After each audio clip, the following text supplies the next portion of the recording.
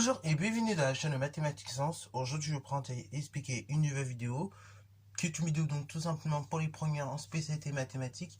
Et dans cette vidéo donc pour les premiers en spécialité mathématiques, je vous propose tout simplement d'apprendre à dériver une fonction de la forme 1 sur v. Ok. Alors, ça veut dire quoi concrètement? Ça veut dire qu'en gros, on aurait une fonction de la forme qui s'écrit 1 avec une expression algébrique au dénominateur. Et donc, le but, ce serait d'apprendre à dériver ce genre de fonction. Donc je vous laisse mettre la vidéo en pause pour le faire. Et ensuite, on va tout simplement corriger. Sur ce donc, correction. Alors, du coup, on va commencer par la première fonction. Et donc, comment on va dériver ce genre de fonction? C'est très simple. On nous dit que dans le cours, vous avez la formule suivante. La formule pour dériver une fonction qui est de la forme 1 sur v, c'est tout simplement moins v' sur v carré. Ok, voilà. La dérivée de 1 sur v de x, c'est tout simplement moins v' de x sur v carré de x. Ok, voilà. Donc en gros, au numérateur, vous aurez la dérivée de cette fonction-là. Et au dénominateur de la fraction, vous allez avoir tout simplement la même fonction mais écrite au carré. Ok, voilà.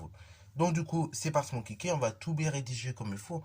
Donc f du coup est tout simplement en fait en réalité l'inverse d'une fonction qu'on va noter v qui est associée à taux réel x 2x moins 8. Ok, voilà. Ça, c'est la première des choses. Cette fonction-là est dérivable. Ok, voilà. Donc, est l'inverse de la fonction v de x définie par tout simplement v de x égale 2x moins 8, dérivable tout simplement sur r, privé de 4, donc sur i. Donc, f est lui-même dérivable sur i.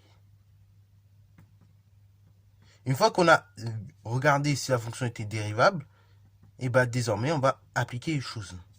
Donc du coup ça nous fait que f' de x égale donc la chose suivante, moins v' tout simplement de x sur v carré de x.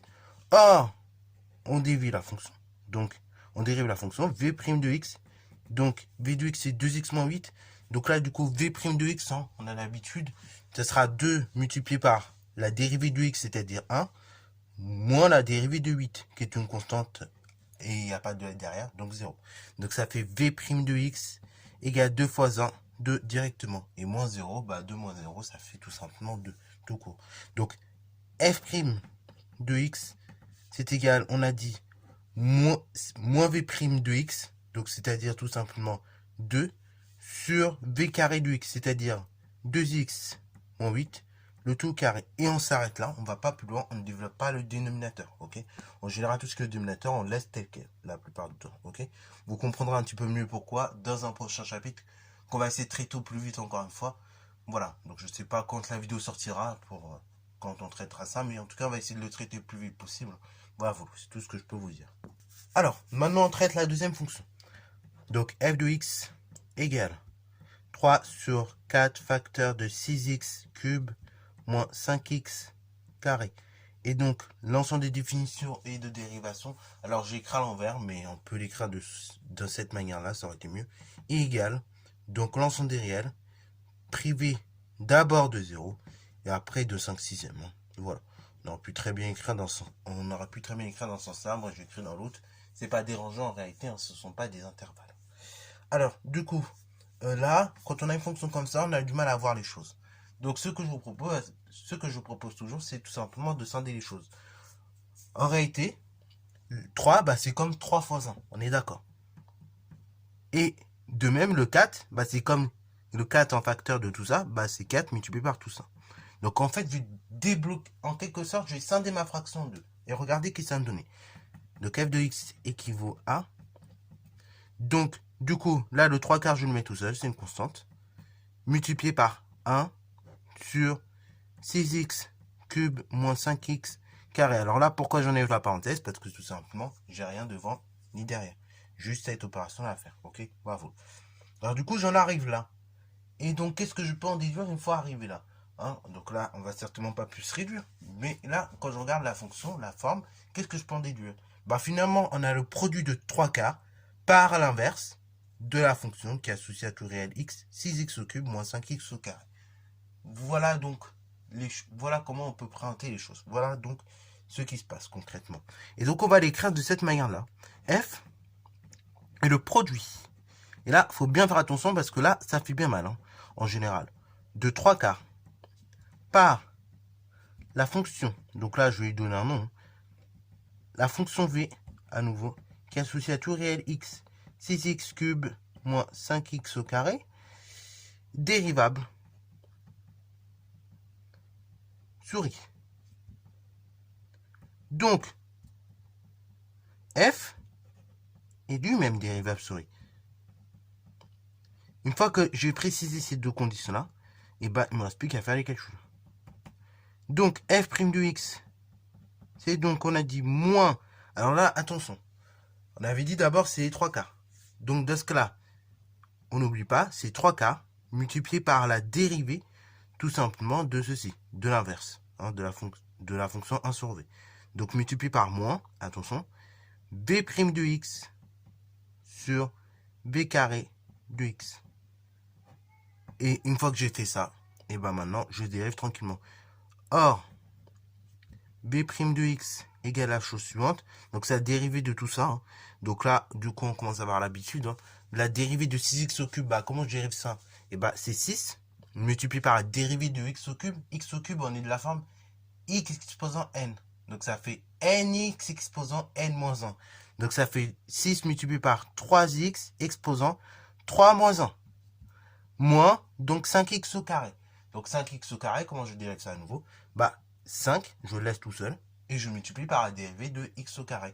X au carré, ça a dérivé directement 2x. Ok. Alors d'ailleurs, on pourrait dire, oui, bah x au carré, c'est la forme nx. N exposant x. Dans ce cas, ça fera nx exposant n moins 1. Je suis tout à fait d'accord avec vous aussi, on peut tout à fait voir cette formule-là. Enfin, ce cas-là, donc pareil que le précédent du x au cube. Ok. Bah vous. Puisqu'en réalité, bah, du coup, quand on dérive, hein, x au carré, ça fait 2x.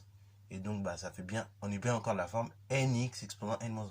Parce qu'après, bien évidemment, 2 moins 1, ça fait 1. Et un nombre exposant 1, c'est le même nombre que quand il est tout seul.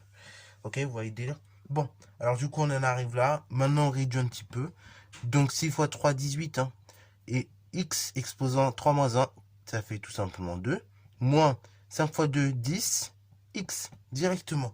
Alors, on pourrait factoriser après par la suite, tout ça, tout ça. Là, on n'y est pas encore, on n'est pas obligé pour le moment. Donc voilà, réinjecter l'expression telle qu'elle dans le calcul. Donc c'est parti. Donc ça fait f' de x égale 3 quarts multiplié par moins. Du coup, la chose suivante, on avait dit la dérivée de v, c'est-à-dire donc 18x au carré, moins, du coup, on avait dit 10x sur la fonction v au carré. Donc du coup, la fonction v, on avait dit tout simplement, c'était la chose suivante. C'était donc 6x au cube moins 5x au carré. Le tout que j'élève au carré, bien évidemment. Je ferme la parenthèse. Et après, bah, tout simplement, je vais regrouper tout ça. Sur un même trait de fraction, c'est plus pratique. Donc là, j'ai un moins, je multiplie par un plus. Du coup, ça fait moins, résultat négatif. Ok, voilà. Enfin là, il y a deux façons de faire. Ok. Soit le moins qui est ici, je peux tout simplement le distribuer à tout mon numérateur. Et du coup, je change tout le moins du numérateur. Ou soit je le mets tout devant et après, bah, j'écris la même opération. Enfin, je réécris tout sur le même trait de fraction. Mais il faudra bien faire attention à bien mettre les parenthèses du coup. Ok? Alors bon, du coup, pour bien faire les choses, ce que je vous propose directement, c'est pas de mettre le moins devant, sinon ça va vous perturber. C'est d'abord de faire disparaître ce moins, ok, en changeant tous les signes du numérateur du coup, ok, puisqu'en fait au numérateur vous avez comme des parenthèses invisibles. Donc là le moins il va être distribué au 18x au carré et au moins 10x, ce qui nous fera du coup moins par signe plus précédé d'un signe moins, du coup ça fait moins 18x carré. Et après vous avez un signe moins et il est précédé d'un signe moins, ça fait signe plus, et du coup ça fait 10x plus 10x. Le tout sur 6x au cube moins 5x carré, le tout au carré. On regroupe tout ça, f' de x égale. Donc là, une simple multiplication par 3 au numérateur, une multiplication par 4 au dénominateur. Ça nous fait donc, du coup, en quelque sorte, c'est 3 multiplié par tout ça. Donc là, on a à nouveau, en quelque sorte, des parenthèses invisibles et donc une distributivité. Donc ça nous fait, du coup, là, il y a deux solutions. Soit vous faites la distributivité, ou soit vous pouvez tout simplement réécrire le même résultat, mais juste avec les parenthèses. Donc, on va écrire juste le résultat avec les parenthèses pour pas trop se casser la tête. Donc ça fait 3 facteurs de 18x carré plus 10x, ok, sur 4 facteurs de 6x au cube moins 5x carré, le tout carré.